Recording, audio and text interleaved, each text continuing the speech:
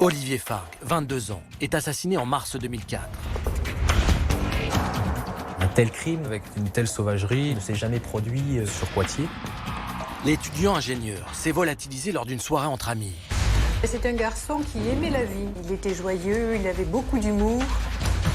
Une semaine après sa disparition, un sac poubelle est retrouvé devant un groupe scolaire. Et là, on s'est aperçu qu'il y avait malheureusement un torse avec un jean. Donc c'était indéniable un corps humain. La victime a été battue à mort. Olivier Fargue a reçu 14 coups d'une extrême violence. Quel genre de personne est capable d'infliger de telles blessures à un autre être humain? 1000 questions fusent. Il faut savoir comment il est mort, pourquoi il est mort, par qui il est mort. Comment se fait-il que la soirée entre copains est dramatiquement dégénérée? Une ivresse, on sait comment elle commence, on sait jamais comment elle se termine. Le tueur se trouve-t-il parmi les proches d'Olivier? Apparemment, j'ai été moins cuisiné que les autres quand même si ça a duré des heures. Ou bien faut-il envisager que l'étudiant ait fait une mauvaise rencontre? Ça peut être une bande de loupards qui ont envie de se payer quelqu'un. Retour sur une enquête qui, 8 ans après les faits, peut encore aboutir.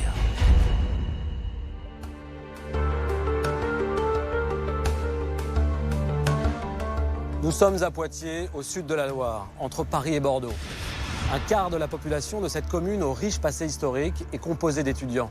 C'est une ville jeune et dynamique, réputée pour sa qualité de vie et sa faible criminalité.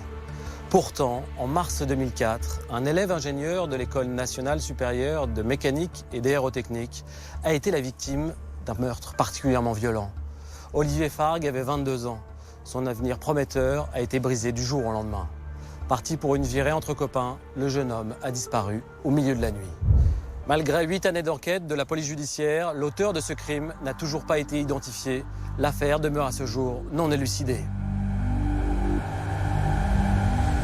Le 3 mars 2004, Olivier Fargue n'est pas en cours. Pourtant, dans son école d'ingénieur, les absences non justifiées sont lourdement sanctionnées. Ses camarades ne comprennent pas. Cette désinvolture ne ressemble pas au jeune homme. Alex et hier a rencontré Olivier à Lancema. Depuis leur arrivée à Poitiers, ils sont devenus très amis. Ce mercredi matin, il est le premier à s'inquiéter de l'absence de son copain. Encore qu'il ne soit pas venu en amphi, ça aurait pu être logique. Mais derrière, sur le TP qui a suivi, dès 9h30, on aurait dû le voir. Jean Briot est alors le directeur de l'École nationale supérieure de mécanique et d'aérotechnique. Il est rapidement mis au courant de cette absence. Il faut bien reconnaître que dans un premier temps, on ne s'est pas tellement inquiété. Un jeune de cet âge-là qui disparaît une journée, bon, évidemment, il ne va pas en cours, alors qu'il devrait être en cours, mais bon, il n'y a pas, a priori, on peut facilement imaginer des tas de choses plutôt agréables qu'horribles. Au fil des heures, l'absence d'Olivier étonne de plus en plus ses amis. Soucieux, ils se rendent à l'appartement du jeune homme, situé à proximité du campus universitaire du Futuroscope. La porte est fermée. Personne ne répond. Les jeunes décident alors de se lancer à la recherche de leurs camarades. Le mercredi après-midi, on est parti directement dans Poitiers pour faire un tour dans Poitiers, essayer de voir s'il était en train d'errer dans Poitiers ou autre. On est même passé au commissariat. Pour la police, cette disparition récente n'est pas encore inquiétante. Les étudiants déposent malgré tout une main courante et regagnent leur résidence universitaire. Toute la soirée, ils tentent de joindre Olivier sur son téléphone portable. Mais il tombe immanquablement sur son répondeur. On s'est dit, c'est pas normal du tout qu'on ne le trouve pas et qu'il ne réponde pas au téléphone. Et c'est le jeudi que j'ai appelé sa mère. Danielle Fargue habite à Orthez, dans les Pyrénées-Atlantiques. Elle ne sait pas encore que son fils a disparu depuis 2 jours. J'ai trouvé un message sur mon répondeur le jeudi 4 mars en rentrant du travail avec un numéro de téléphone. J'ai rappelé l'étudiant, puisqu'il s'agissait d'un étudiant, Alex, et qui m'a un peu surprise parce qu'il m'a demandé des nouvelles d'Olivier. Et là, j'avoue que je suis restée perplexe et je lui ai demandé pourquoi. Il m'a dit mais c'est qu'Olivier a disparu dans la nuit du mardi au mercredi. Nous n'avons pas de nouvelles. Ah non, c'est ça, sa mère, c'est pas facile. C'est peut-être le coup de fil le plus dur que je lui ai passé de ma vie, quoi. Danielle Fargue prend immédiatement au sérieux l'inquiétude d'Alex. Pour elle, il n'y a aucun doute. L'absence de son fils n'est pas normale. Ce silence ne lui ressemble pas du tout. J'ai essayé par la suite de l'appeler sur son portable. Je suis tombée directement sur son répondeur. Et par la suite, j'ai appelé Orange, puisqu'il était donc abonné chez Orange. Ils ont bien voulu me donner un renseignement quand même important, c'est que son répondeur avait reçu 30 messages et qu'il arrivait à saturation. Paniquée, Danielle contacte le père d'Olivier, dont elle ne partage pas la vie. Charles-Henri Mailhodon se souviendra toute sa vie de cet appel. Et elle me dit, je t'appelle parce qu'Olivier a disparu. C'est vrai que c'est l'étonnement, c'est l'incompréhension. Je ne pense pas au pire tout de suite. Puis peut-être que dans mon inconscient, ça m'arrange aussi de ne pas penser au pire. Et je dis, bah, écoute, je ne comprends pas, j'arrive. Donc je me souviens très bien. Je suis monté dans ma voiture, je suis allé chez elle, donc à Orthez. Le 5 mars, les parents décident de signaler la disparition de leur fils à la gendarmerie. Une enquête pour disparition inquiétante est alors ouverte. Ils ont malheureusement tellement l'habitude de ce genre de choses qu'ils ne peuvent pas avoir des propos inquiétants d'entrée de jeu, sinon je crois que les familles seraient peut-être démoralisées. Je crois que comme pour tout adulte qui disparaît, dans un premier temps, on parle plus de fugue que de kidnapping, de disparition, de ceci, de cela. Donc malheureusement, Olivier n'a pas échappé à la règle. Jean-Baptiste Cazot connaît bien Olivier. Ils ont fait ensemble leur classe préparatoire à Pau et se sont retrouvés à l'ANSMA de Poitiers. Il partage l'inquiétude des parents de son ami. Alors c'est vrai que des fois il peut être impulsif et avoir des coups de tête, mais c'est quand même étonnant de sa part qu'il s'absente 48 heures durant sans rien dire à personne.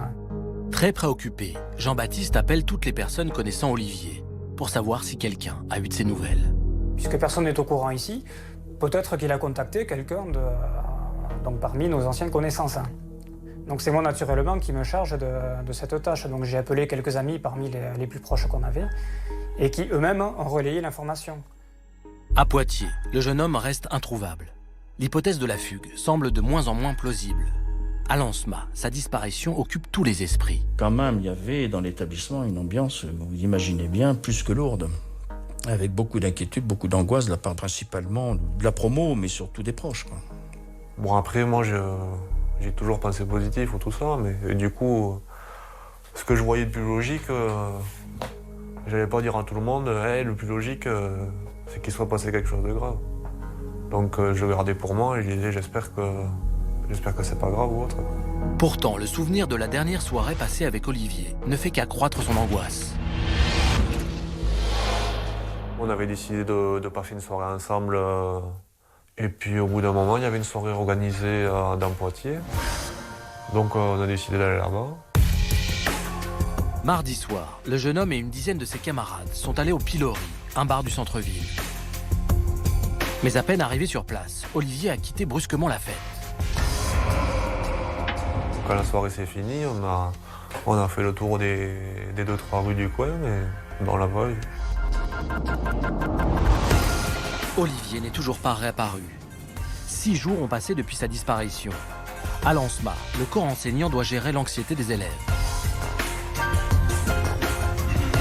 Dès le lundi, on commence à réunir les étudiants en amphi pour essayer de faire le point et commencer un travail. On sentait bien quand même que beaucoup d'élèves allaient être un peu en difficulté psychologique, évidemment. Où est Olivier? Que lui est-il arrivé?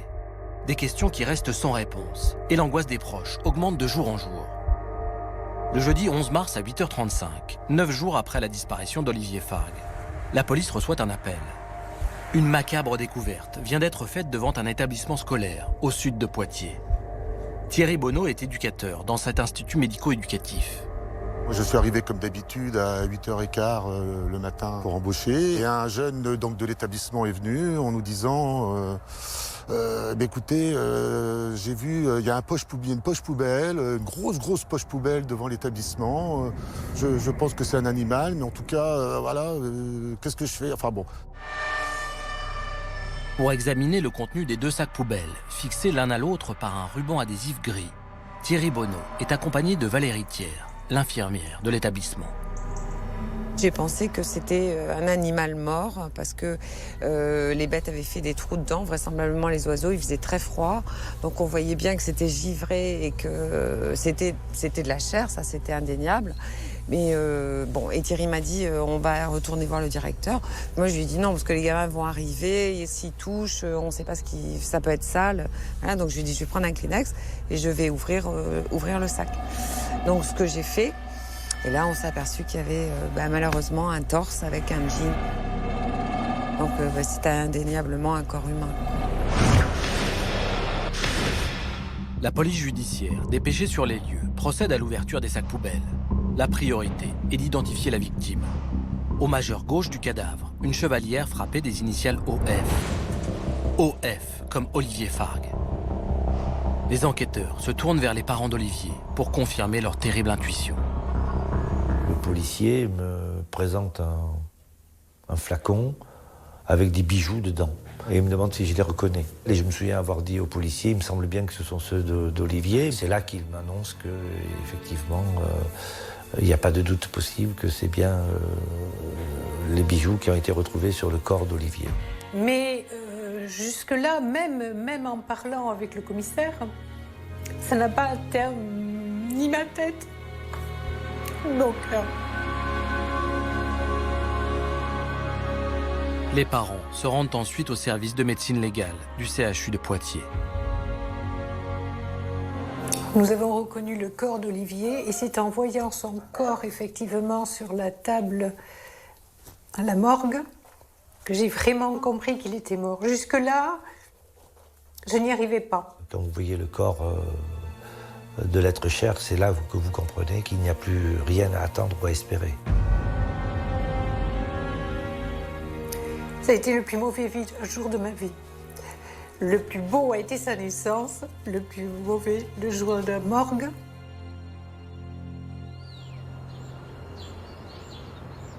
Jean-Marc, la disparition d'Olivier est signalée par sa mère à la gendarmerie dès le 5 mars. Son corps est découvert le 11, soit 6 jours plus tard. En dehors des vérifications d'usage dans les hôpitaux et les commissariats, aucune investigation n'a été engagée. Pourquoi ?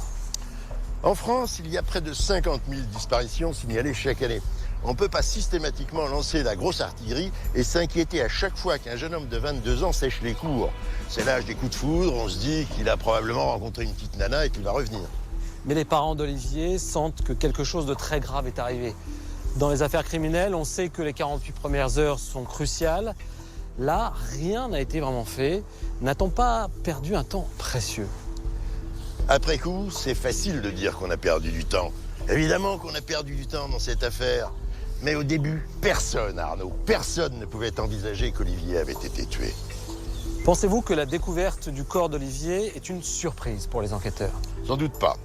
Plus les jours passent, plus ça sent mauvais. Du coup, quand le corps d'un jeune gars d'une vingtaine d'années est découvert, ils mettent pas 50 ans à faire le lien. Le corps a été déposé sur un lieu de passage devant un groupe scolaire. À cet endroit, des gens viennent travailler. C'est une évidence qu'il va être découvert. Pourquoi, selon vous, a-t-il été mis là ? À mon avis, le corps a été sciemment déposé à cet endroit pour qu'il soit découvert. On a le sentiment que le ou les auteurs ont souhaité rendre Olivier à ses proches, un peu comme s'ils n'assumaient pas leur geste, comme s'ils regrettaient de l'avoir tué. Le cadavre est emballé dans des sacs poubelles entourés de rubans adhésifs. En voyant le paquet, on ne peut pas imaginer ce qu'il contient. Pourquoi toutes ces précautions ? D'abord, ça permet de transporter le corps sans éveiller les soupçons. Et ça permet aussi aux auteurs de ne plus avoir à supporter la vision de leur crime. 9 jours après sa disparition, Olivier Fargue est donc retrouvé mort. Mais qui était ce jeune étudiant de 22 ans ? Quelle était sa vie ? Qui peut bien être la victime de ce meurtre violent ? C'est un garçon qui aimait la vie. Malheureusement, on l'a lui ôté, mais il adorait la vie. Il était joyeux, il avait beaucoup d'humour. Olivier Fargue est né le 25 janvier 1982 à Dax. Il est le fils unique de Daniel, qu'il a élevé seul. Pendant toute son enfance, il voit très peu son père. Couvé par sa mère, il mène une vie heureuse et équilibrée. C'est un garçon qui s'est très vite pris en charge. Il était autonome. Et je n'ai pas eu beaucoup de problèmes avec lui, surtout sur le plan scolaire. Olivier a toujours aimé l'école. Jacqueline Brabant était son professeur de physique au collège. Elle garde le souvenir d'un élève intelligent et farceur. Il était brillant, Et quand je posais une question en classe, la réponse fusait tout de suite. Et les autres étaient très contents parce qu'évidemment, ils attendaient qu'Olivier réponde. Et je lui ai dit à la fin d'un cours, je lui ai demandé s'il pouvait répondre, attendre un peu pour répondre. Et puis le cours suivant, je l'ai regardé et ça m'a paru bizarre, il avait du scotch sur la bouche. On s'est regardé et on s'est mis à rire. C'était un élève charmant et intéressant. Enfant épanoui, il s'implique dans la vie de l'école et aime être sur le devant de la scène. Olivier était délégué des élèves, donc ça veut dire qu'il était volontaire et en même temps ça veut dire que ses petits copains l'ont élu. Je pense qu'Olivier aimait bien fédérer, je pense qu'il aimait bien être le leader quelque part, prendre des responsabilités, essayer de prendre des directives. Je pense qu'il avait un petit peu ça dans le sang quand même. Après son bac, le jeune homme choisit d'intégrer une classe préparatoire maths sup maths spé. Mais ses ambitions et son sérieux ne l'empêchent pas de profiter de la vie. Il avait un petit côté beau parleur. Il avait un certain succès auprès des filles, il faut le reconnaître. Et du fait que justement il était bon vivant, effectivement, c'est quelque chose qui passait assez bien. Il avait d'assez bons contacts avec la gente féminine de manière générale. Jeanne Rivière a été la petite amie d'Olivier pendant ses années de prépa. Elle se souvient d'un garçon volontaire et séduisant. Elle a essayé de me faire la cour, et alors que moi j'étais avec quelqu'un depuis très longtemps, et puis finalement ça a fini par payer, donc finalement ça valait peut-être la peine. On a été un certain temps ensemble et on peut dire qu'il l'a mérité, enfin en tout cas qu'il l'a cherché un certain temps. À l'issue de sa classe préparatoire, le jeune homme réussit à intégrer la prestigieuse école d'ingénieurs de Poitiers, l'ANSMA. Il était heureux parce qu'il avait atteint son but, il avait réussi ses concours, il partait dans une école qu'il avait choisie. Il a toujours eu les idées claires pour savoir ce qu'il voulait faire. Hein, c'était acquis avant le bac même. Il savait qu'il voulait faire maths sup, maths spé et une école d'ingénieur dans l'aéronautique. Et au mois de septembre, il est parti avec sa voiture, avec un vélo, pour pouvoir faire ses trajets domicile ANSMA en vélo. Et il était très très heureux. Olivier vit son arrivée à Poitiers comme une libération. Après des années de compétition en classe préparatoire, l'étudiant respire enfin. Il rencontre de nouveaux camarades. Loin du regard parental, un vent de liberté semble souffler sur le campus. On ratait quasiment jamais une soirée. Enfin, en tout cas, sur les 6 premiers mois, on en a raté une maxi, quoi. Et il se lâchait le temps d'un soir, mais le reste du temps, c'était quelqu'un de sérieux. Olivier s'intègre très bien dans son nouvel établissement. Il se fait de nombreux amis qui apprennent à composer avec son fort caractère. Quand il est énervé, effectivement, c'est quelqu'un qu'il ne faut pas embêter, il ne faut surtout pas lui chercher des crosses. Parce que, personne ne l'a jamais vu réagir violemment, mais effectivement, il faisait clairement comprendre qu'il fallait le laisser tranquille, qu'il ne fallait pas le provoquer. En parole, c'est vrai qu'il montait assez vite et, contrairement à moi d'ailleurs, il redescendait tout aussi vite. Olivier est une forte personnalité avec un physique de sportif. Le jeune Eurasien ne passe pas inaperçu. Il était très costaud, il était assez bodybuildé, quoi. Il avait des gros bras, il était très musclé, quoi. Mais c'est un dur au cœur tendre qui entretient une relation fusionnelle avec sa mère, pour qui il est toujours aux petits soins. Il a toujours été très très affectueux. Si Olivier sortait avec des amis, il me ramenait un bouquet de fleurs.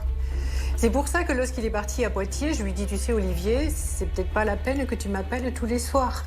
Je sais que tu as ta vie, je sais que tu as tes amis, mais il a continué. Il a continué et c'est pour ça que le 3 mars, je ne l'ai pas eu au téléphone, je ne l'ai pas eu plus tard et c'est là que je me suis inquiétée. À l'adolescence, Olivier s'est rapproché de son père, dont il n'a jamais partagé le quotidien. En quelques années, ils ont réussi à construire une relation solide, pleine de promesses pour l'avenir. C'est d'autant plus insupportable que j'ai coutume de dire que si Olivier est entré un peu tard dans ma vie, il y avait pris une place très importante et plus grande même peut-être qu'on ne pouvait l'imaginer, dans la mesure où quelque part il y avait ce désir inconscient de rattraper le temps perdu, mais mutuellement je pense.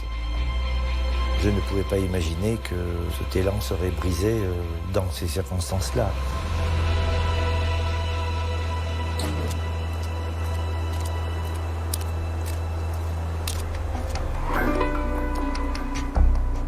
Olivier Fargue, c'est un garçon bien, il fait de bonnes études dans une école très réputée, il a des amis.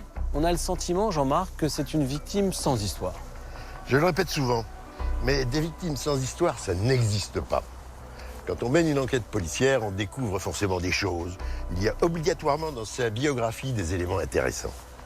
Tous les témoignages sur sa personnalité sont très élogieux. Ses camarades font le portrait d'un jeune homme dynamique et très sympathique. Quand on a un pote assassiné, on le décrit toujours comme un ange. Les aspérités des caractères sont gommées, les témoins n'osent jamais vraiment dire ce qu'ils savent et ce qu'ils pensent. Les flics doivent aller au-delà des premières réponses de circonstances forcément positives. Olivier n'est pas originaire de Poitiers, il vient d'Orthez, dans le Béarn. Est-ce que ce déracinement doit être pris en compte ? Évidemment que c'est important. Il a fait sa rentrée il y a 6 mois. Pour la première fois, il vit loin de sa famille. Et il jouit d'une autonomie et d'une liberté totale. Pour ce garçon très fusionnel avec sa mère, c'est une nouvelle donne qui peut avoir créé une forme de déséquilibre. Oui, mais Olivier ne vit pas tout seul. Il habite dans une résidence étudiante près de ses camarades de l'ANSMA. Justement, quand on est étudiant, surtout en première année, on connaît plein de monde, mais on est vraiment proche de personne. Les relations peuvent rester superficielles. Olivier avait peut-être une vie, des secrets, des tracas dont ses camarades de promo n'avaient pas idée. Est-ce que la vie étudiante n'est pas un monde où finalement les jeunes sont en position de vulnérabilité ? C'est une période de la vie où on expérimente, on fait des conneries, on se lance des défis. Sans en avoir conscience, on se met en danger. On est influençable, on va chez des personnes qu'on ne connaît pas, on tombe raide dingue amoureux et on est excessif en tout. Olivier a intégré l'ANSMA après 3 années très exigeantes en prépa maths sup. Il en a peut-être marre d'être sérieux, il a certainement besoin de se lâcher. Et c'est bien naturel. En plus, on découvre qu'Olivier, c'est pas le dernier pour faire la fiesta. À Poitiers, il s'autorise des distractions, il est dans une phase de relâchement et donc forcément, sa vigilance baisse à tous les niveaux. Il a pu prendre des risques qu'il n'a pas mesurés. L'annonce de la mort violente de l'étudiant soulève incompréhension et indignation. Les premières constatations sur la scène de découverte de son corps sont cruciales pour essayer de comprendre ce qu'il s'est passé. Le jeudi 11 mars 2004, à 9h, la police technique et scientifique investit le terrain situé en face de l'Institut médico-éducatif Pierre Garnier, à Mignaloux-Beauvoir. Un périmètre de sécurité est établi. Les policiers procèdent à l'ouverture des 2 sacs poubelles contenant le corps de la victime. Ils sont solidement reliés l'un à l'autre par un ruban adhésif de couleur grise. Denis Frétier, journaliste à la Nouvelle République, a suivi l'affaire dès ses débuts. Olivier Fargue est découvert les mains et le corps repliés sur ses jambes, donc en position de chien de fusil.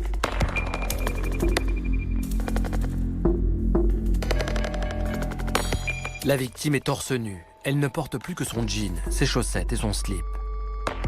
Autour de son cou, une chaîne avec une croix en pendentif. À sa main gauche, une chevalière. Sur le cadavre et les sacs poubelles, les techniciens de scène de crime prélèvent des éléments pileux, des fibres et du sang. Le corps est ensuite examiné par le médecin légiste. La victime a reçu plusieurs coups sur le crâne, particulièrement violents. Le docteur Bernard Marc n'a pas travaillé sur cette affaire, mais a accepté de nous éclairer sur ce type de blessure. Alors les plaies crâniennes sont des plaies qui saignent énormément. Il n'est pas rare d'avoir une perte d'un demi-litre à 1 litre de sang sur autant de plaies crâniennes. Donc il est très probable qu'il y ait eu une perte sanguine importante. Selon les premières constatations, les coups portés à la victime ont forcément entraîné une hémorragie massive. Pourtant, il y a très peu de sang autour du corps d'Olivier Fargue. C'est donc que le meurtre a eu lieu ailleurs. Les enquêteurs découvrent rapidement que l'endroit effectivement où est découvert Olivier Fargue n'est pas la scène du crime.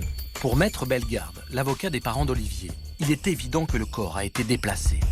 Il paraît quasiment inimaginable que le ou les auteurs de cet acte aient pu laisser le corps d'Olivier sur place, aient été chercher des sacs poubelles, de quoi l'emballer et procéder à tout cela dans ce parc. Le fait d'avoir mis le corps d'Olivier Fargue en chien de fusil dans des sacs poubelles laisse forcément penser qu'on l'a transporté et on l'a déposé là. D'autant plus qu'il n'y a effectivement pas eu de traces de lutte sur place. Le cadavre est en état de décomposition. Le décès remonte donc à plusieurs jours. Mais le légiste ne peut pas précisément dater la mort. Les enquêteurs de la police judiciaire cherchent alors à déterminer depuis combien de temps le cadavre se trouve devant l'Institut. Depuis le début de la semaine, depuis le lundi, en fait, il énormément de personnes, d'enfants qui sont passés devant l'établissement, parce que nous sommes là avec 2 établissements, l'IME Pierre Garnier et les Réa. Donc énormément d'enfants, énormément de personnes, d'enseignants sont passés devant ces poches poubelles sans du tout pouvoir imaginer que c'était un corps qui se trouvait là à ce moment-là. Les témoignages permettent d'établir que le corps a été vu sur place depuis au moins 4 jours. Mais il est fort possible qu'il ait été déposé auparavant. Le corps a pu être déposé pendant les vacances ou la nuit. De toute façon, c'est un coin qui est désert. A fortiori pendant les vacances. La nuit, écoutez, quand on n'est pas là, que l'internat est fermé, rien ne se passe, tout est éteint. Enfin, il n'y a aucune raison de venir jusque-là. Près du corps, les policiers saisissent un gant en latex.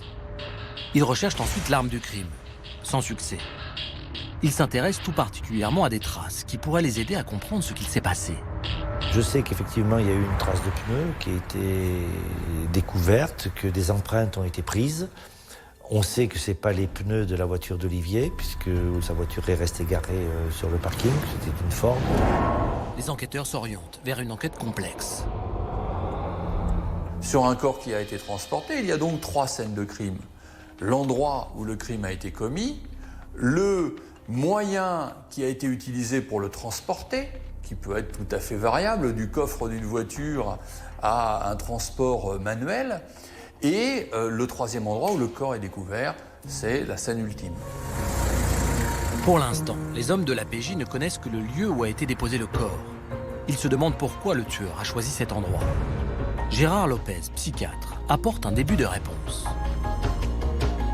Un corps mort, c'est très lourd, très encombrant, et on s'en débarrasse dans un endroit où on pense qu'on pourra faire les choses sans être repéré. Alors si on connaît l'environnement, on choisit un endroit qu'on connaît. Si on ne connaît pas l'environnement, on avance avec sa voiture, on cherche un endroit, on est très angoissé, très stressé, et on s'en débarrasse le plus vite possible, on disparaît.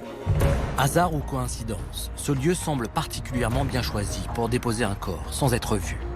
C'est un endroit peu fréquenté où la végétation permet d'agir à l'abri des regards. De plus, l'accès immédiat à la voie rapide permet de quitter les lieux très vite.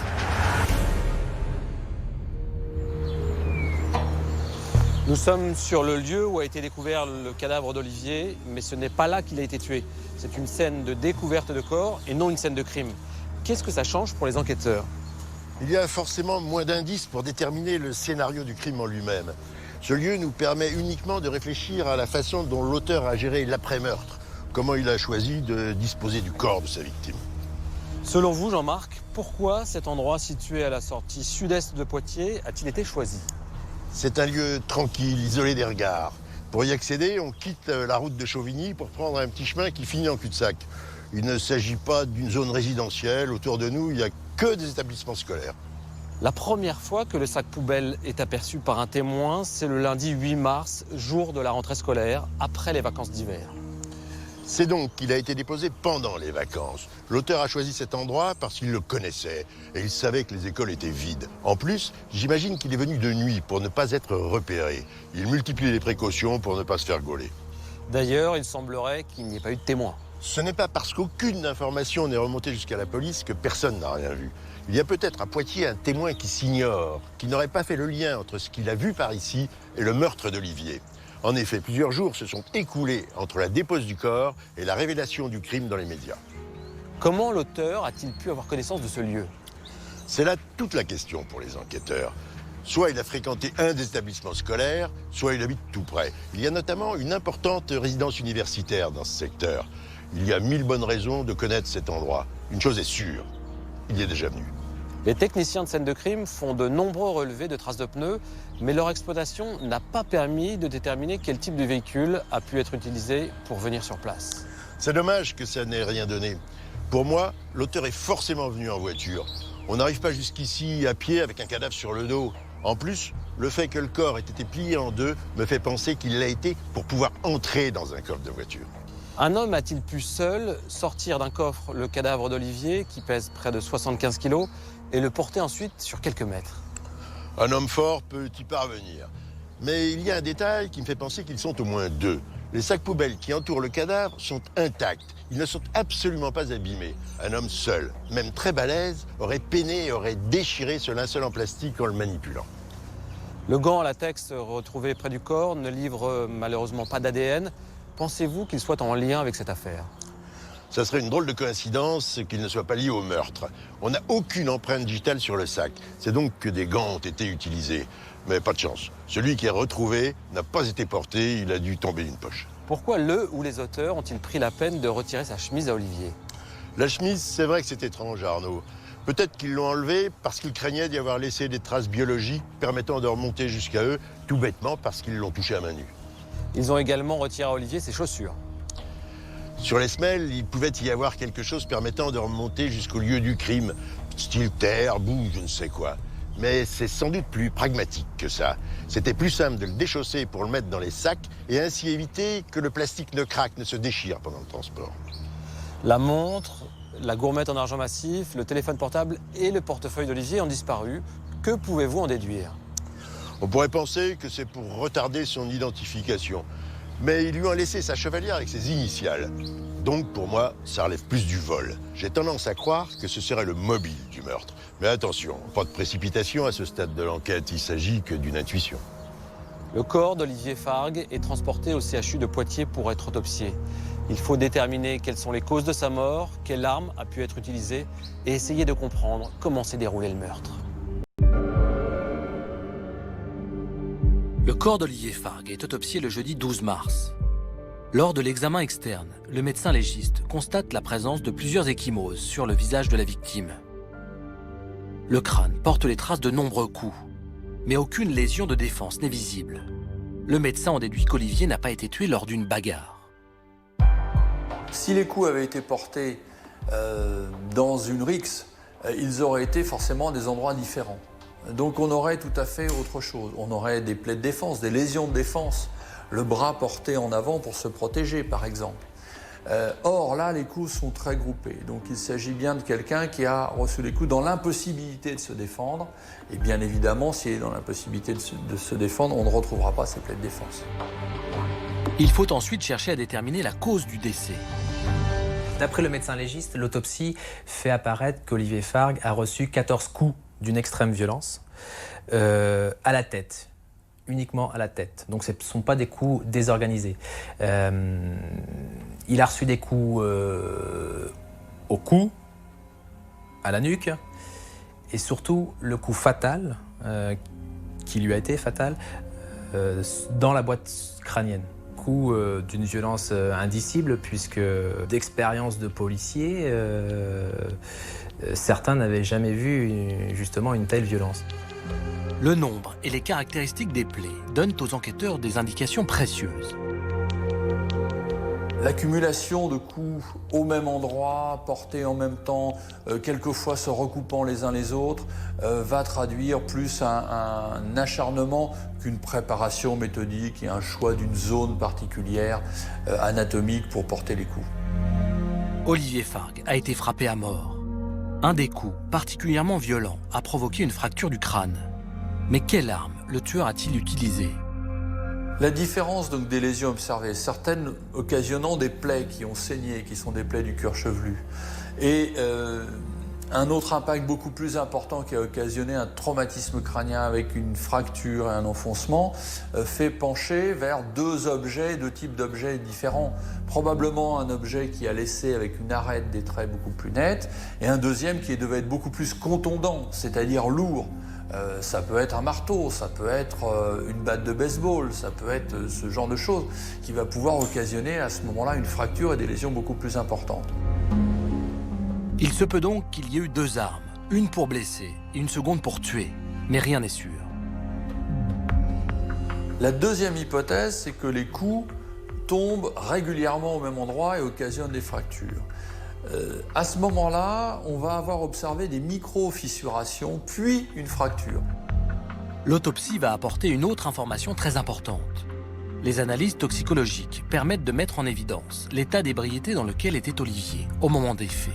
Au moment de la découverte du corps, le taux d'alcoolémie qui va être relevé par le médecin légiste est de 1,26 g par litre de sang. Ce taux d'alcoolémie montre l'état de vulnérabilité d'Olivier. Pourquoi n'a-t-il pas cherché à se défendre? Peut-être parce qu'ils n'étaient pas en situation de le faire. Peut-être que les stigmates de la fête ne l'ont pas laissé suffisamment conscient de l'agression dont il faisait l'objet pour être en situation de se défendre. À la fin de l'autopsie, une question cruciale demeure. Quand Olivier est-il mort? Le médecin ne parvient pas à déterminer une date avec précision. Des larves et des insectes présents sur le cadavre sont envoyés pour expertise à un entomologiste de l'Institut de recherche criminelle de la Gendarmerie nationale. Les sacs poubelles, le scotch et les vêtements de la victime sont transmis à un laboratoire d'expertise génétique. Les enquêteurs attendent les résultats de toutes ces analyses avec impatience. De traces ADN vont être isolées sur le ruban adhésif et sur les chaussettes d'Olivier Fargue. Et les enquêteurs sont confrontés, là, en l'occurrence, à un ADN mitochondrial. L'ADN mitochondrial est un ADN partiel qui ne permet pas d'identifier formellement un suspect. Avec si peu d'éléments matériels recueillis, l'enquête sur le meurtre d'Olivier Fargue s'annonce particulièrement difficile. Olivier est donc mort des suites des 14 coups qui lui ont été portés à l'arrière du crâne. Qu'est-ce que cette information nous permet de comprendre du meurtre? C'est une explosion de violence, une attaque éclair. L'auteur est dans une véritable rage meurtrière. Les 14 coups ont tous été portés à l'arrière de la tête. Olivier de dos, il n'a rien vu venir. La preuve, il ne présente pas de plaie de défense. Il n'a pas cherché à parer les coups. Jean-Marc, selon vous, quelle a pu être l'arme du crime? On est dans un cas où ce que l'on appelle une arme par destination a été utilisée. Un objet du quotidien a été détourné de son usage originel pour tuer. Vous imaginez l'univers des possibles. Là, on pense évidemment à une barre de fer. Mais ça peut être plein d'autres choses. Le crâne présente une fracture. Selon le légiste, elle peut avoir été causée par l'accumulation des coups, mais elle peut aussi être la conséquence de l'impact d'une seconde arme plus lourde. Qu'en pensez-vous? S'il y a deux armes différentes, alors il y a deux auteurs. Car dans une attaque éclair comme celle-ci, on ne prend pas le temps de changer d'arme. Mais pour identifier les tueurs, ça va pas être simple. Il y avait un peu d'espoir sur le cheveu retrouvé dans le sac poubelle, mais ça n'a rien donné. L'autopsie nous apprend qu'Olivier avait 1,26 g d'alcool par litre de sang, ce qui correspond à la consommation de près d'1 litre de vin ou de 7 demi de bière. Attention, ce taux d'alcool est celui présent dans son sang au moment où il décède. Qui sait s'il n'a pas été plus ivre encore au cours de la soirée qui a précédé son meurtre? Est-ce qu'il faut tenir compte de cette ivresse dans l'appréciation que l'on se fait du crime? Ivre, Olivier est très vulnérable. Et les jeunes types, quand ils ont quelques grammes dans la cuve, ils ne mesurent plus du tout le danger et adoptent des comportements à risque. L'alcool désinhibe, ça rend souvent agressif. Du coup, Olivier était une proie facile. Il faut remonter le temps pour découvrir comment se sont déroulées la dernière journée de la victime et sa dernière soirée particulièrement arrosée. Il faut entendre les personnes qui l'ont croisé ce jour-là et surtout déterminer si un incident particulier est survenu. Le jour de la disparition d'Olivier n'est pas un jour comme les autres. Ce 3 mars 2004, il y a à l'ANSMA une grande effervescence, car les étudiants sont appelés à voter pour élire le bureau des élèves. Il y a toujours deux équipes. Et c'est une vraie campagne électorale. Donc après 2 mois de campagne intense et après la coupure des vacances, donc c'est là, dans ce contexte-là, qu'a lieu l'élection. Pour Olivier, l'enjeu est important car il se présente sur la liste des Bratislassos. Avec ses amis, cela fait 2 mois qu'il mène campagne contre la liste de la Sauciflard. Olivier était un battant, il fallait qu'il gagne. Il faisait partie du conseil d'administration de l'ANSMA et ça ne lui suffisait pas. Après les cours du matin, le jeune homme va faire du sport. Puis il attend le scrutin avec confiance. Il prévoit même déjà de quoi fêter la victoire. Olivier Fargue, et cela semble établi, a acheté ce jour-là, dans l'après-midi, une bouteille de gin agrémentée de soda. En fin d'après-midi, les étudiants votent. Olivier a hâte de connaître les résultats. Pour patienter, il décide d'aller jouer au basket. Pendant ce temps-là, ses copains participent au dépouillement. Donc celle d'Olivier était annoncée favorite et à la surprise générale, c'est l'autre liste qui a gagné. On a perdu pour 12 voix, ce qui est très très peu. Parce que globalement, je trouve on trouvait tous qu'on avait été meilleurs. Mais bon, l'autre équipe avait envoyé une stripteaseuse à la grosse soirée. Ça, on ne pouvait pas lutter. À 19h, comme convenu, Olivier Fargue retrouve ses colistiers au restaurant universitaire. Il apprend alors avec stupéfaction la victoire de la liste concurrente. Là, il a subi un échec. Peut-être que c'était le premier échec de sa vie, enfin, petit échec à mes yeux, mais pour lui qui n'en avait pas connu dans ce domaine-là, certainement une très très grosse déception. Malgré sa défaite, le petit groupe de copains décide de passer la soirée ensemble. Après le dîner, Olivier rentre chez lui pour se changer. Dans une bouteille en plastique, il se prépare un cocktail à base de gin et de soda. À 20h30, il se rend à vélo chez son ami Romain, qui a un appartement sur le campus. Il y retrouve une ex-petite amie que nous appellerons Caroline. La séparation des deux étudiants est encore toute récente. Donc son ami avait rompu quelque temps plus tôt. Et même s'il ne m'en avait pas parlé directement, effectivement, j'avais su qu'il l'avait assez mal digéré quand même. Il trouvait qu'il avait été bon amant et il ne comprenait pas s'être fait plaquer. Pour Caroline, sa courte aventure avec Olivier est vraiment de l'histoire ancienne. Elle s'amuse même ouvertement pendant la soirée à annoter les photos des garçons dans le trombinoscope de l'école. C'était l'annuaire des élèves, donc il y avait la photo de chacun. Il y en a qui sont amusés à mettre des remarques ou des surnoms ou autres à chaque personne. Et il y avait par exemple écrit genre un tel il est beau, un tel il est pas beau. Sous sa photo, Olivier découvre un commentaire peu élogieux. Il est très vexé. Et comme il a déjà beaucoup bu, il a du mal à cacher son mécontentement. Le fait que ce soit son ex qui l'a écrit, c'était plus vexant encore. C'est vrai qu'il était plutôt déçu de l'élection, il y avait sa rupture, et ça, c'est un truc qui s'ajoute à l'autre, et à la fin on a l'impression d'être une victime. Excédé, Olivier boit verre sur verre. Plus l'alcool le grise, plus la colère monte. Ses amis commencent à se lasser de sa mauvaise humeur. Vers 23h, tout le monde décide de partir en voiture en direction du centre-ville. Olivier suit le groupe. Il est tellement ivre qu'il oublie de prendre son blouson et ses clés. Moi j'étais dans la voiture avec lui quand on est à Poitiers, il n'arrêtait pas de parler, il était énervé. Et calme-toi. 15 minutes plus tard, les jeunes arrivent dans un café du quartier historique de Poitiers. Les étudiants et Olivier Farc donc rentrent au pilori. Tous ont déjà plus ou moins bu. Mais Olivier Farc ne va pas rester longtemps dans l'établissement. Il est parti sur un coup de tête, genre il a dit moi j'en ai marre, cette soirée est nulle, et il est parti, quoi. Là, quand il est parti, c'était plus ok, on va pouvoir passer la soirée un peu plus tranquillement pendant qu'il se calme. Les étudiants en ont marre de l'agressivité d'Olivier. Le professeur Philippe Battel est psychiatre, addictologue. Il connaît bien le fonctionnement des groupes de jeunes alcoolisés.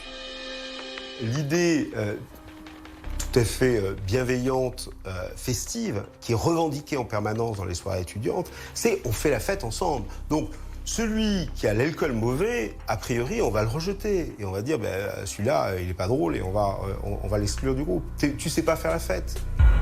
Personne ne cherche à retenir Olivier. Le jeune homme sort du café. Il est près de 23h15. Il fait froid et nuit noire. Il était en basket, en jean, en chemise, bref, des vêtements qui n'étaient peut-être pas forcément appropriés à la température qui régnait ce soir-là. Il avait sa montre, il avait une chaîne en argent avec des maillots un petit peu épais. Et assorti à la chaîne, il avait la gourmette à son prénom. Et il avait ses papiers, sa carte bleue. Vers 1h30 du matin, les étudiants sortent du pilori. Ils s'étonnent qu'Olivier ne soit pas dans les parages.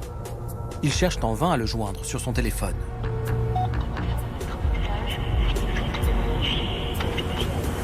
Ils font ensuite un tour du quartier en voiture pour tenter de le retrouver. Mais le jeune homme a disparu. Ses camarades rentrent alors chez eux. Ils ont légitimement pensé que peut-être quelqu'un d'autre l'avait ramené, ou que peut-être, il était parti, enfin bon bref, rien qui permette à des adolescents de 20 ans de s'inquiéter au point de lancer un avis de recherche tout de suite. L'accumulation des déceptions et des frustrations a mis Olivier de bien mauvaise humeur. Et au fil des heures, l'alcool n'a fait qu'exacerber son mal-être. L'étudiant, habituellement affable et joyeux, se transforme en un jeune homme agressif et susceptible. Son attitude l'isole peu à peu du reste du groupe. Ses amis, lassés de ses mouvements d'humeur, cessent de lui prêter attention. Seul dans sa colère, Olivier part dans la nuit dans une ville qu'il connaît mal. Quelles sont alors ses intentions? Où veut-il aller? Qui a-t-il pu croiser? Pour répondre à ces questions, il est indispensable de retracer son parcours cette nuit du 2 au 3 mars 2004. Il faut suivre pas à pas les errances de ce jeune homme que l'ivresse a rendu particulièrement vulnérable. 23h15. Olivier sort seul du café Le Pilori, situé place de la Liberté, en plein centre de Poitiers. Au départ, il sort prendre l'air. Enfin, c'est du moins ce que pensent ses étudiants. C'est pour ça qu'ils ne sont pas inquiets outre mesure. Ensuite, effectivement, il disparaît. Personne ne sait exactement quelle direction le jeune homme a prise. Et personne ne sait ce qu'il comptait faire, après avoir faussé compagnie à ses amis. Est-ce qu'il a marché pour se dégriser, pour déstresser, décompresser, avec l'idée peut-être de revenir? Je n'ai pas d'idée. Le quartier historique est plein de petites ruelles sinueuses et étroites. Les enquêteurs cherchent à établir quel chemin Olivier a pu suivre. Ils vont recueillir 2 témoignages très importants. Les policiers vont avoir l'itinéraire, son parcours jusqu'à la porte de Paris grâce à différents témoins qui, ce soir-là, vont confirmer l'avoir croisé sur ce parcours. Une fois à 23h20 par un premier groupe d'étudiants au niveau de la rue de Champagne. Et ensuite, une seconde fois devant l'arrêt de bus à hauteur du pont de l'intendant Le Nain. L'automobiliste qui a vu Olivier se souvient très bien du jeune homme, en bras de chemise, alors qu'il faisait moins 4 degrés. Il précise qu'il était alors 23h45. Les policiers savent maintenant que la victime a mis 30 minutes pour aller du Pilori à l'arrêt de bus. Une demi-heure pour faire 1 kilomètre. Rien d'étonnant, vu son fort état d'ébriété. Le trajet suivi par Olivier donne l'impression qu'il avait l'intention de rentrer chez lui en bus. Mais à 23h45, il n'y en a plus. Le quartier de la Porte de Paris est désert. Le jeune homme ne doit plus savoir quoi faire. Quand on arrive dans une ville qu'on ne connaît pas, on est une cible très fragile. On ne connaît pas les codes de la ville, les choses, les quartiers mauvais, machin. On ne sait rien. Plus aucun témoin ne verra Olivier. Personne ne sait ce qu'il a fait quand il a compris que les bus ne circulaient plus.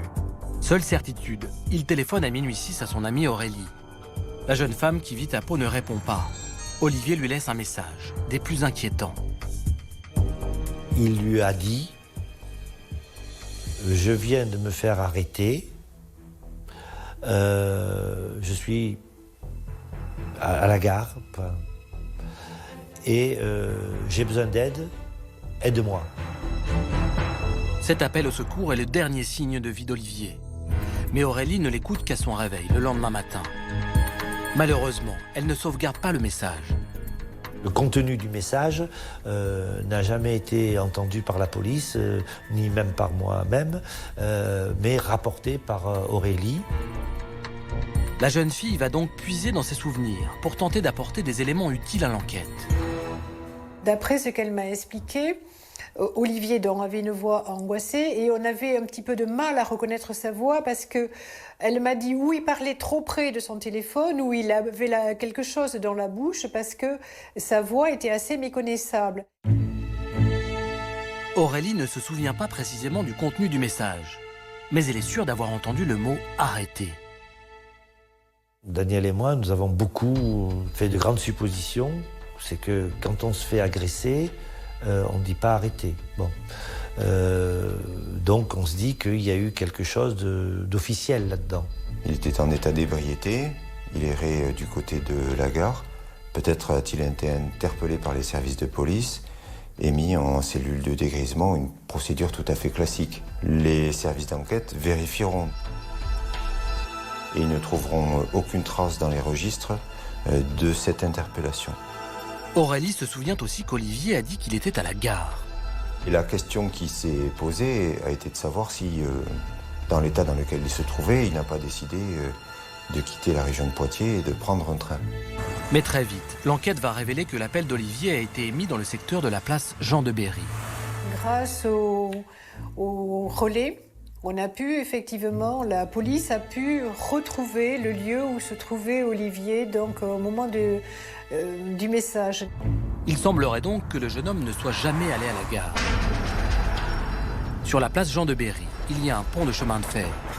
Olivier a dû voir les rails et confondre les quartiers.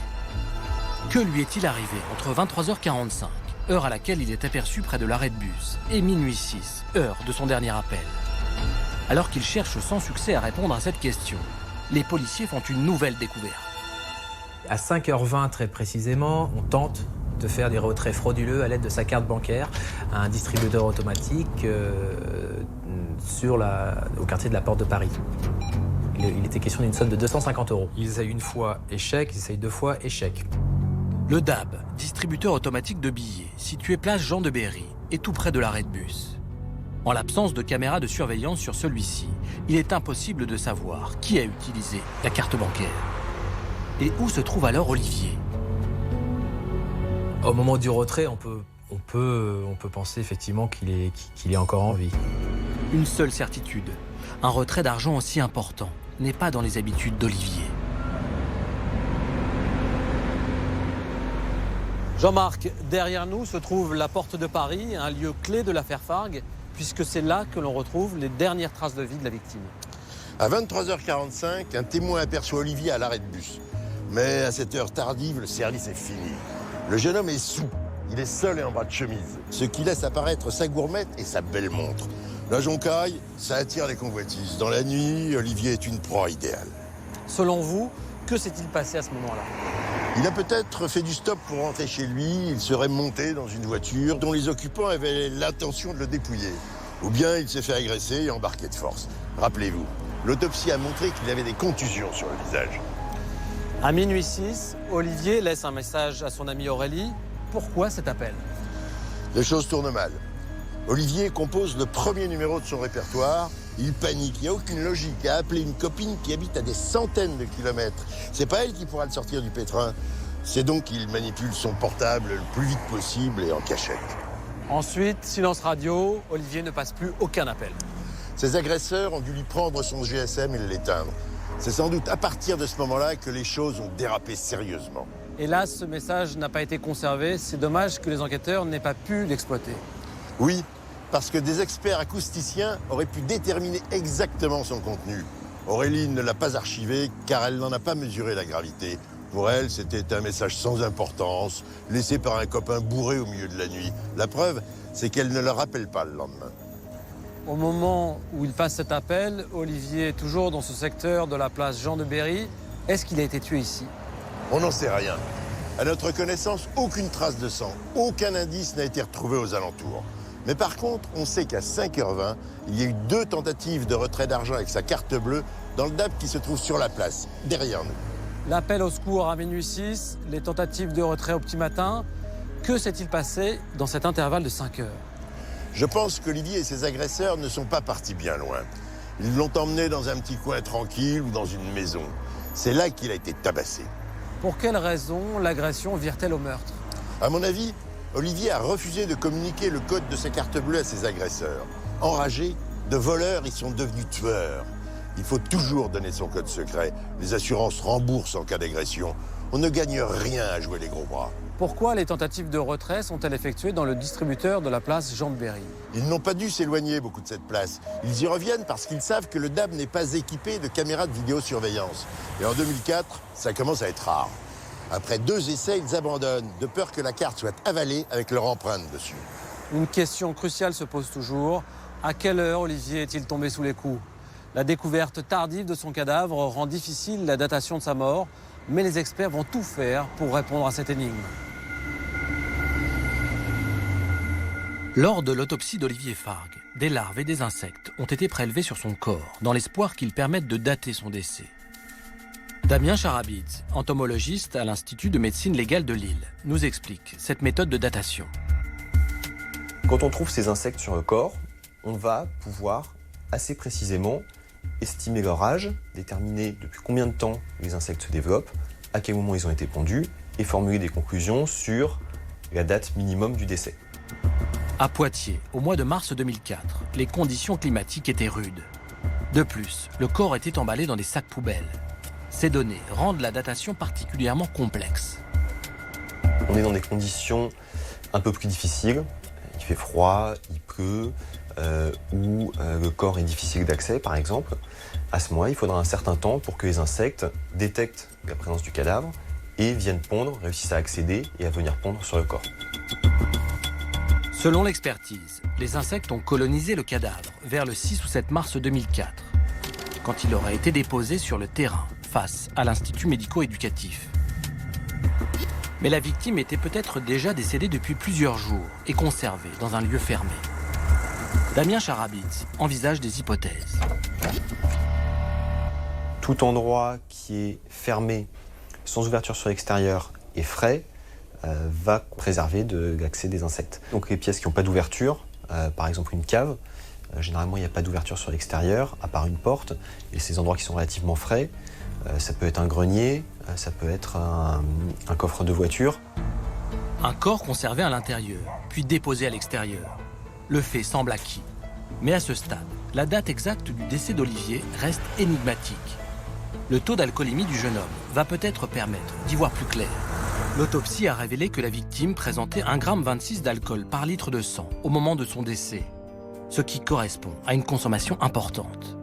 Il faut, pour un homme, avoir absorbé environ, un homme de poids moyen, de 75 kg, il faut environ avoir absorbé 80 grammes, entre 70 et 80 grammes d'alcool pur.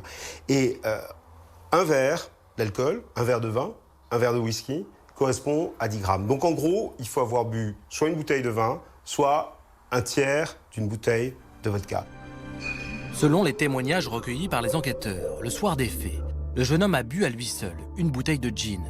J'ai trouvé la fameuse bouteille de gin et d'après ses camarades, cette bouteille de gin lui avait servi à faire un genre de cocktail, c'est-à-dire qu'il coupait son gin avec un soda, mais la bouteille était vide. Les amis d'Olivier racontent qu'aux alentours de 23 h, au moment où ils se rendent au pilori, leur camarade avait déjà fini sa bouteille. À cette heure-là, quel pouvait être son taux d'alcoolémie ? La consommation d'une bouteille d'alcool chez un homme de taille et de corpulence moyenne, on est aux alentours de 2 grammes, 2,50 grammes. Le taux d'élimination moyen est de 0,15 g par heure et par litre de sang. Une règle de 3 permet d'établir qu'avec un taux d'alcoolémie de 2,25 g à 23 h, il faut un peu plus de 6 heures pour descendre à 1,26 g le taux d'alcoolémie au moment de la mort. Si on se fie à ce taux, Olivier serait mort le mercredi 3 mars aux environs de 5 h du matin. Un horaire qui coïncide avec les 2 tentatives de retrait avec sa carte bancaire à 5h20. L'enquête de terrain va permettre de corroborer les hypothèses scientifiques. La PJ de Poitiers a fini par remonter la piste des sacs poubelles, du scotch et du gant en latex utilisés pour disposer du corps. Ils proviennent d'un hypermarché, tout proche du lieu de découverte du cadavre. Ils se rendent dans ce supermarché et demandent aux dirigeants de cet hypermarché de leur sortir la liste de toutes les personnes qui ont procédé à l'acquisition d'un emballage de cette nature et d'un adhésif de cette nature le même jour. Un individu a acheté tous ces articles, ainsi qu'une boîte de préservatifs, avec un billet de 50 €. Comble de malchance, les caméras de surveillance ont filmé l'acheteur, mais les bandes ont été automatiquement détruites dans les 48 heures. Une chose semble cependant acquise. Ces achats sont effectués le jeudi. Olivier a disparu le mardi. Il est vraisemblable qu'au moment où ces achats sont effectués, Olivier est déjà décédé. Le jeudi 4 mars, les tueurs décident de s'organiser. La conservation du cadavre d'Olivier ne peut pas s'éterniser. La putréfaction risquant en effet d'alerter le voisinage. Au bout de quelques jours, 3-4 jours, l'odeur, la transformation du corps font qu'il est absolument nécessaire de le transporter. Les expertises scientifiques et l'enquête de terrain permettent de voir un peu plus clair dans la chronologie des faits, sans pour autant parvenir à tout expliquer. On se pose beaucoup de questions. Savoir si il a mis longtemps, effectivement, s'il est resté en vie, c'est très éprouvant. Très éprouvant, mais malheureusement, on n'a pas davantage de précision.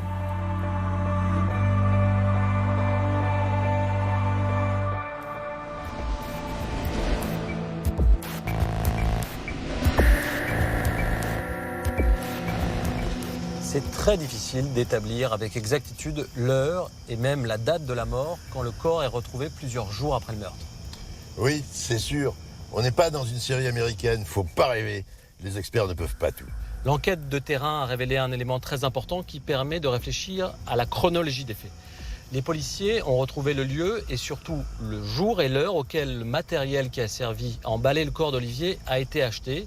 Il s'agit du jeudi 4 mars vers 17h dans un supermarché du sud-est de Poitiers. Olivier est déjà mort à ce moment-là. Les tueurs veulent se débarrasser du corps. Après la violence du passage à l'acte criminel, il faut reprendre ses esprits et réfléchir à la manière de se débarrasser le plus facilement du corps sans se faire gauler. En prenant en compte les données des expertises et votre connaissance de l'enquête, quand pensez-vous qu'Olivier est décédé ? Pour moi, Olivier serait mort aux alentours de 5h20, l'heure des tentatives de retrait avec sa carte bleue, c'est-à-dire au matin du 3 mars 2004. Les experts n'excluent pas qu'il soit mort dans les jours qui suivent. Pourquoi ne retenez-vous pas ce scénario ? Je n'imagine pas qu'il ait pu rester vivant plus longtemps, car ça supposerait qu'il ait été séquestré, ce qui nécessite la mise en œuvre d'une logistique lourde qui ne s'improvise pas. Qu'ont fait les tueurs de son corps après l'avoir tué ? Ils l'ont caché, je suis assez convaincu par les exemples avancés par l'entomologiste. La cave, l'appartement, le coffre de voiture. Mais il y a tout de même un témoin, la caissière du supermarché, qui se souvient d'un homme d'une trentaine d'années. Oui, mais son témoignage ne permet pas d'établir un portrait robot. En plus, le paiement s'est fait en liquide, donc impossible de remonter à l'acheteur. Et pour couronner le tout, les vidéosurveillances ont été détruites. Pas de bol, on aurait pu voir son visage et lui mettre la main dessus. Les policiers vont suivre plusieurs pistes. La première, comme toujours dans les affaires criminelles, est celle d'un auteur qui connaissait la victime. On espère toujours trouver un lien entre la victime et son tueur. Dans le meurtre d'Olivier, même si au premier abord on pense à un vol qui a mal tourné, rien n'est exclu. Le tueur peut être un proche qui a dépouillé sa victime pour maquiller son meurtre en crime crapuleux. Tout l'entourage, aussi bien familial qu'amical d'Olivier, va être entendu. Les policiers passent au crible les moindres détails de sa vie et cherchent si une de ces relations n'est pas à l'origine de sa mort. Les violences subies par Olivier peuvent faire penser que le tueur est un proche. La multitude de coups, c'est toujours un type de meurtre assez particulier. On va retrouver ça beaucoup dans les violences de la part de personnes qui se connaissent. Ça donne une idée ou de l'acharnement ou de l'anxiété, de la peur, de l'improvisation de la part de l'auteur des coups qui est souvent débordé par cette violence. La famille d'Olivier est immédiatement mise hors de cause. Ses parents vivent à plusieurs centaines de kilomètres de Poitiers et leurs alibis sont solides. L'enquête va donc s'intéresser tout particulièrement à l'environnement amical de la victime.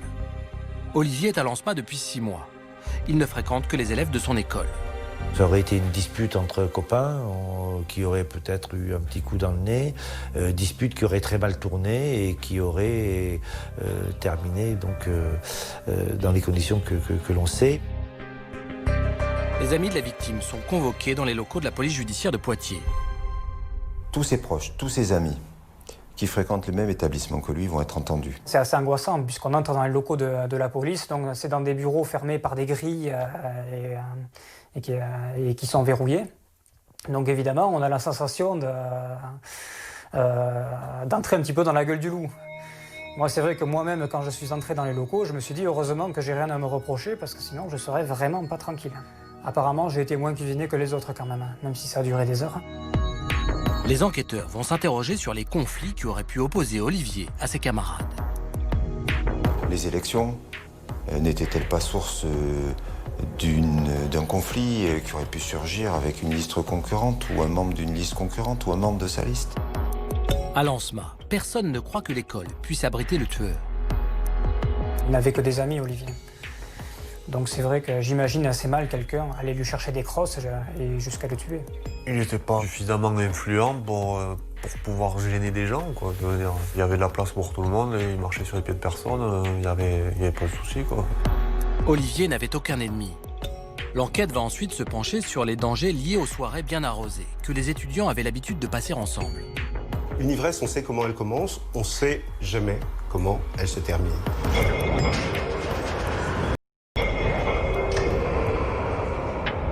Chaque ivresse ne se ressemble pas, parce que la tonalité affective ou la tonalité d'humeur d'une ivresse, elle est complètement liée à votre état émotionnel du moment. Le soir du meurtre, au fil des heures, l'alcool a rendu Olivier agressif et susceptible.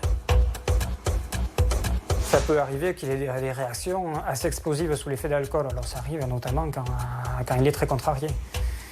Alors ça a beaucoup surpris ses copains à l'école, qui ne le connaissaient que depuis 6 mois et qui ne l'avaient jamais connu sous cet angle-là. Et d'ailleurs, ils ont été bien en peine d'expliquer ce qui s'était passé, puisque la plupart des gens ne connaissaient pas Olivier comme ça. Mais la piste de la soirée qui dégénère à cause de l'alcool ne résiste pas à l'examen des faits. Une dispute entre copains, sauf s'il y a un acharnement qui a une explication, il aurait reçu un coup de poing qui l'aurait frappé à un endroit vital, il aurait chuté en se cognant la tête, qui aurait provoqué un traumatisme crânien entraînant la mort.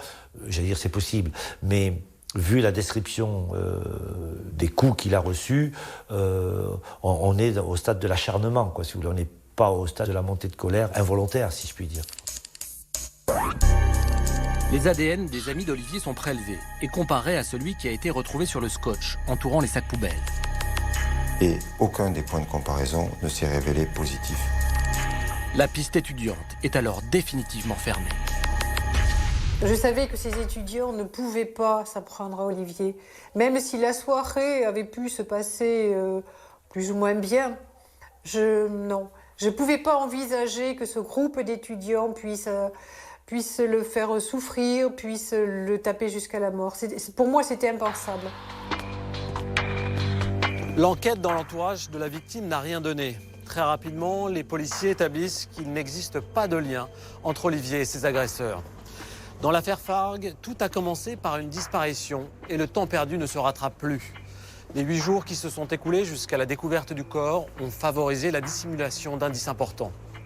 Les investigations s'annoncent complexes, car il faut envisager qu'Olivier ait fait une mauvaise rencontre. Les tueurs ont frappé de manière imprévisible et sans logique apparente.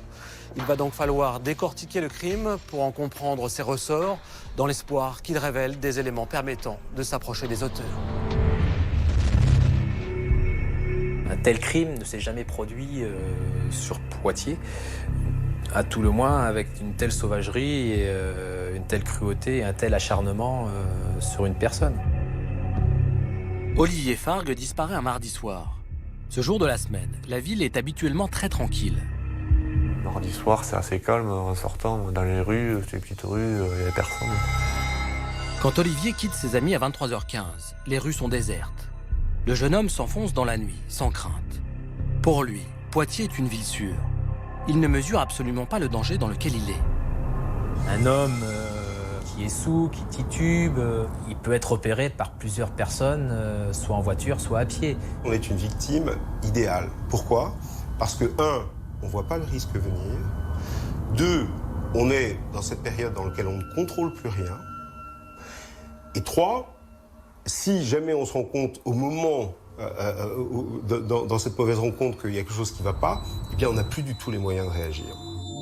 Les enquêteurs acquièrent la certitude qu'Olivier est tombé par hasard sur ses agresseurs. Ça peut être une bande de loupards qui ont envie de se payer quelqu'un. Ce peut être aussi, mais ça je le mettrai de façon très accessoire, lié au fait que Olivier était typé et que pourquoi pas, on peut aussi imaginer ça, on peut tout imaginer, ou peut-être même tout simplement les trois à la fois. L'opportunité de dépouiller quelqu'un, l'envie de se faire quelqu'un, et de surcroît quelqu'un qui a un faciès qui ne leur revient pas. Les policiers ont mené l'enquête auprès des populations marginales de la ville. Mais ces investigations n'ont pas été concluantes. Il faut déterminer quand et comment Olivier a rencontré ses tueurs. À 23h45, il est à l'arrêt de bus de la Porte de Paris. C'est sans doute à cet endroit qu'il rencontre ses agresseurs. Est-ce qu'il a fait confiance à ce groupe de personnes et qu'il ne s'est pas méfié? A-t-il été attaqué dans le dos? L'a-t-on menacé avec une arme pour rentrer dans une voiture? L'enquête ne permet pas de répondre à ces questions. Les hypothèses sont multiples. Il a pu être abordé peut-être un petit peu violemment, mais par des gens qui se faisaient passer pour ce qu'ils n'étaient pas, et qu'il a été assez vite neutralisé, frappé, violenté, par derrière, par traîtrise, de façon imprévue de sa part, puisqu'il n'a même pas été en position de se défendre. Une chose est sûre, Olivier a été volé. Lorsqu'on a découvert son corps, il manquait donc les chaussures, la chemise, la montre, sa gourmette, sa chaîne, la chaîne épaisse en argent, ses papiers, son portefeuille est d'ailleurs complet avec sa carte bleue. Le vol serait donc le mobile du meurtre. Il n'y avait pas grand-chose sur lui. Et quand bien même ce serait pour le voler, on ne tue pas quelqu'un pour lui faire les poches quand même. Il semble que tout se soit joué entre minuit 6, heure du dernier appel passé par Olivier, et 5h20, heure d'utilisation de sa carte bleue. Les agresseurs veulent de l'argent liquide. Il pensait pouvoir obtenir assez facilement les renseignements qu'il voulait, c'est-à-dire le code de la carte bleue. Mais Olivier ne cède pas. Qui peut croire que les gens qui vous menacent pour simplement 250 € sont capables d'attenter à votre vie? Vous pouvez endurer des coups, mais vous pouvez ne pas imaginer qu'il y aura une issue fatale pour vous. Et donc résister, parce que les coups ne sont pas suffisants pour vous faire plier. Il pensait qu'il avait peut-être plus rien à perdre et que, n'ayant plus rien à perdre, c'était pas la peine qu'il leur fasse ce dernier cadeau. Olivier est seul face à ces tueurs. Il s'engage avec eux dans un bras de fer terrible. Les psychiatres appellent crime de point d'honneur ces situations qui dégénèrent quand personne ne veut perdre la face. Les hommes n'aiment pas se faire détrousser. Nous avons été élevés pour être des dominants, pour nous battre, et vraiment les crimes du point d'honneur sont fréquents. Alors c'est quoi les crimes du point d'honneur? C'est à chaque fois que la vérité d'un individu est pour lui mise en cause. Je tiens absolument à obtenir ce que je veux et je tape. L'enquête n'a pas déterminé si Olivier était encore en vie au moment de la tentative de retrait. Toutes les suppositions sont possibles. Et c'est bien ce qui est terrible, c'est que aucune de ces suppositions ne sont vérifiées. Et chacune d'elles a aussi sa part d'atrocité pour les parents que nous sommes. Des expertises en téléphonie ont été menées. Des individus dont les portables ont borné près du distributeur et du lieu de dépôt du corps ont été identifiés et entendus. Au total, une demi-douzaine de personnes ont été auditionnées. Certaines ont même été mises en garde à vue, sans résultat. Dans leur enquête, les policiers vont aussi essayer de remonter la piste du billet de 50 €, avec lequel les sacs poubelles, les gants en latex et le scotch ont été achetés. Les enquêteurs vont interroger les distributeurs automatiques situés aux alentours pour avoir une nouvelle chance d'identifier ce mystérieux client. Une liste des individus ayant retiré un billet de 50 € dans un des distributeurs proches du supermarché est établie. Les policiers la croisent avec celle des personnes dont les téléphones portables ont borné porte de Paris et près de l'Institut médico-éducatif. La concordance de tous ces éléments a laissé sortir quelques noms. Ces personnes ont été interrogées, très naturellement, pour vérifier si elles n'étaient pas en lien avec la disparition d'Olivier. Il n'y avait aucun lien. 45 personnes ont été entendues sans qu'il soit possible de les relier au crime. Malgré tout, à ce jour, la piste d'un auteur inconnu de la victime reste la plus privilégiée.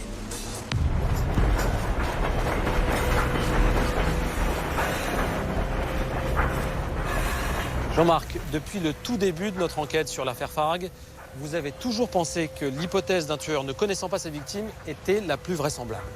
Pour moi, Olivier a fait une mauvaise rencontre. Ça a pu être brutal, avec une agression physique pour le faire monter de force dans une voiture. Mais c'est pas sûr. Cette rencontre a aussi pu commencer dans un climat sympathique. Vous voulez dire qu'Olivier a pu suivre volontairement ses agresseurs? Olivier aime bien parler, rencontrer des gens. Ce soir-là, il était très alcoolisé.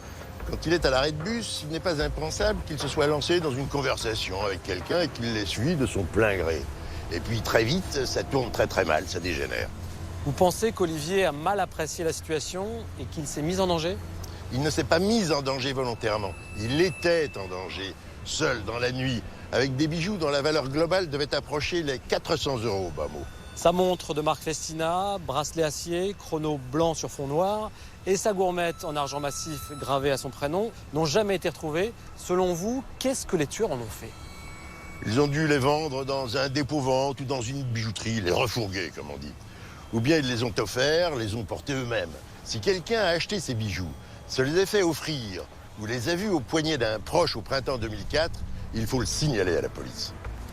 D'autres objets ont disparu, son appareil photo numérique, ses baskets Reebok en cuir noir, son portefeuille noir et vert en tissu et son portable Nokia 3310 avec une coque grise.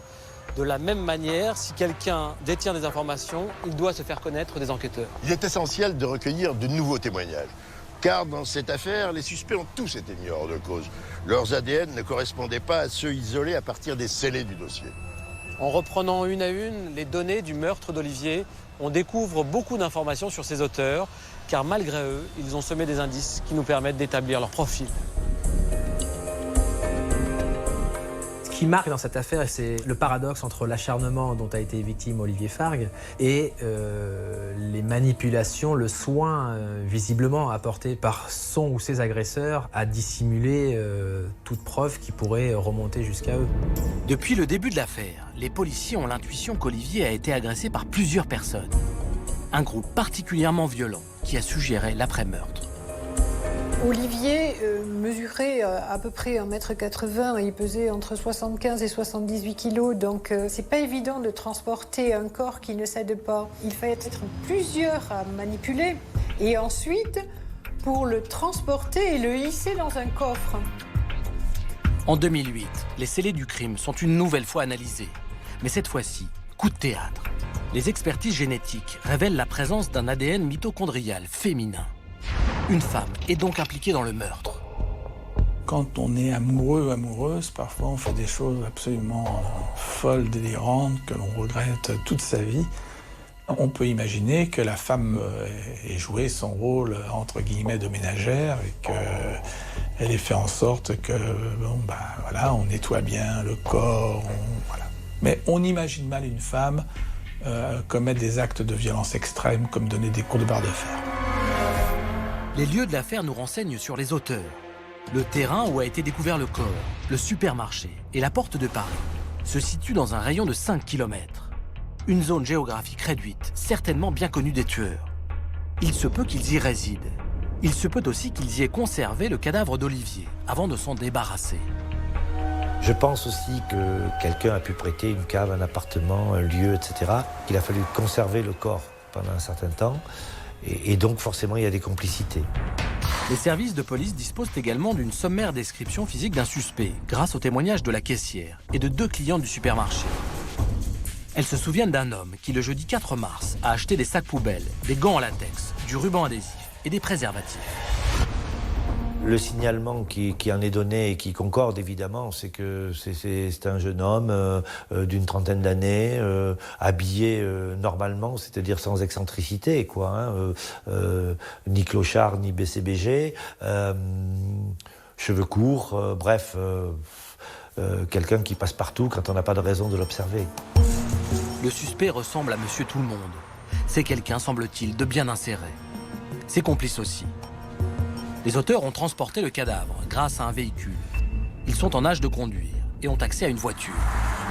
Leur mode de vie n'a par ailleurs pas éveillé les soupçons. On se fait une idée fausse des criminels qui sont la plupart du temps des gens d'apparence normale. Donc dans cette histoire, on peut très très bien imaginer un acte unique, un pari, quelque chose, des pas cap, machin, il y a une fille, ils ont fait, je sais pas, une soirée un petit peu arrosée, etc. Ils peuvent faire une expédition qui va extrêmement mal tourner, bien sûr. Et dans lequel, très probablement, le virilisme a joué un rôle très important. Donc on peut imaginer que ce soit effectivement un acte unique, commis par des gens assez normaux, et c'est pour ça que c'est difficile de les appréhender, parce que ce sont probablement des inconnus. Depuis 8 ans, il y a à Poitiers plusieurs individus, hommes et femmes, qui sont liés par un crime. Si ce sont des gens à peu près bien structurés, ils doivent l'avoir lourdement sur la conscience, parce qu'ils risquent très très gros. C'est un crime jugé par la cour d'assises, et c'est un crime assez odieux, et donc ils risquent une forte peine, et ils le savent.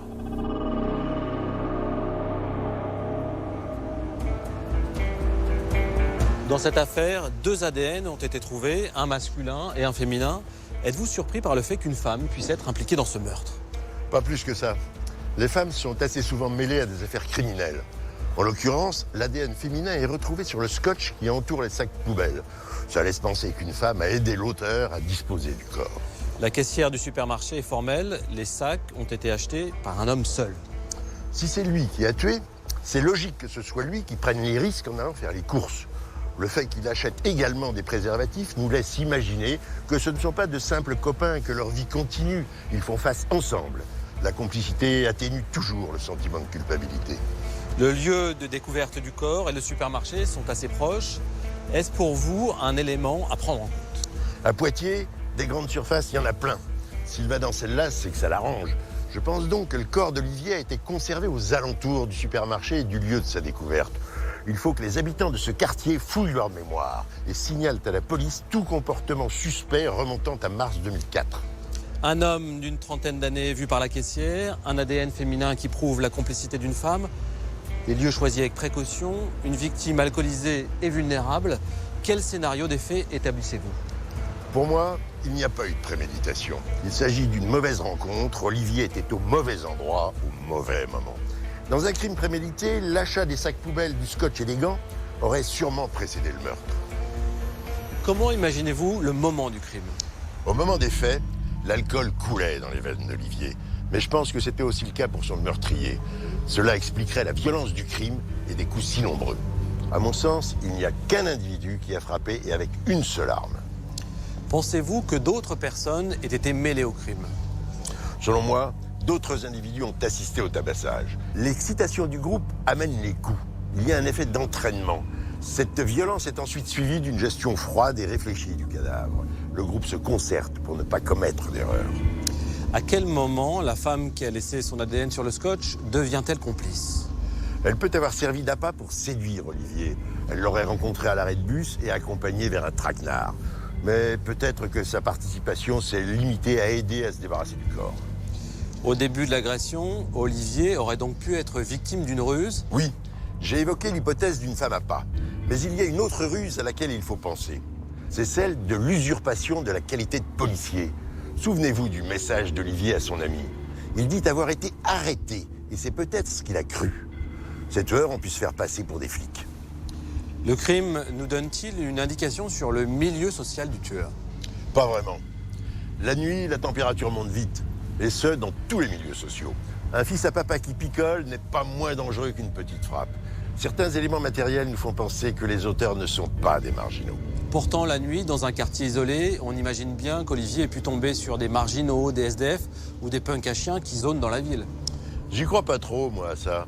D'abord, l'auteur avait une voiture pour transporter le corps. Ensuite, la caissière du supermarché ne décrit ni un clochard, ni un marginal. Et en plus, l'homme a payé avec un billet de 50 €. C'est pas le genre de coupure qui traîne dans les poches d'un mec qui fait la manche.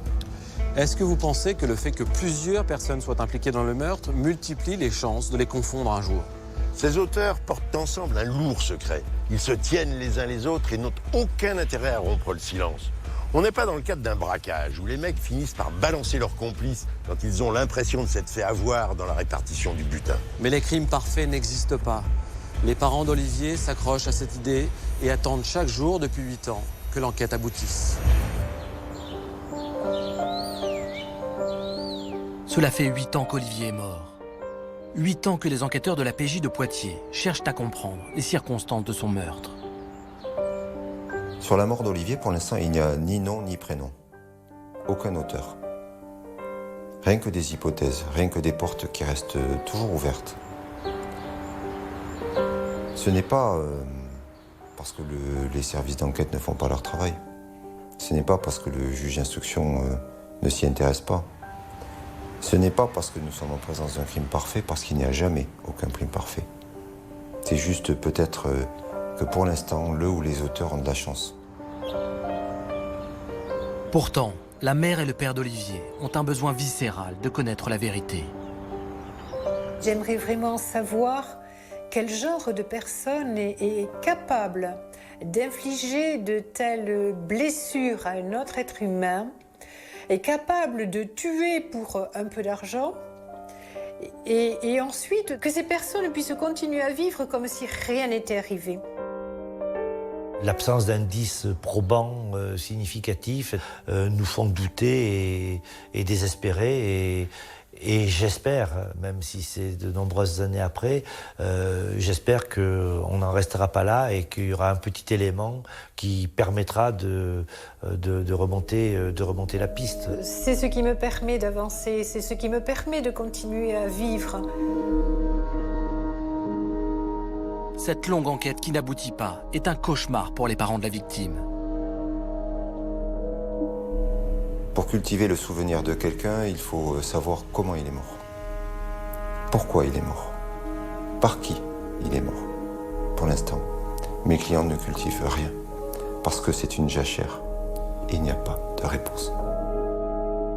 Faire son deuil, je ne sais pas à quoi ça correspond. En fait, on apprend simplement à vivre avec un absent. C'est tout. Cette année, Olivier Fargue aurait dû fêter ses 30 ans.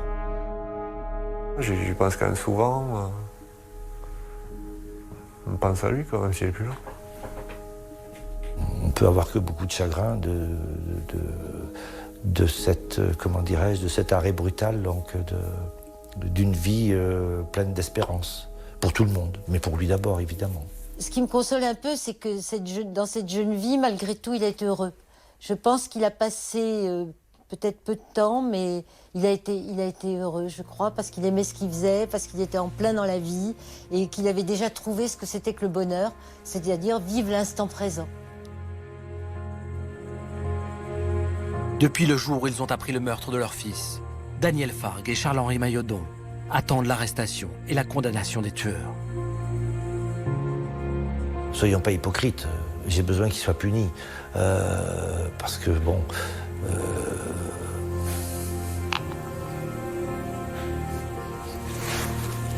Ça ne fait pas revivre la personne, mais au moins on connaît la vérité et les auteurs ne peuvent pas recommencer. Je n'ai pas cette générosité qui consiste à pardonner ce qui s'est passé, quoi. Qu'ils payent ce qu'ils ont fait. C'est le minimum. Voilà.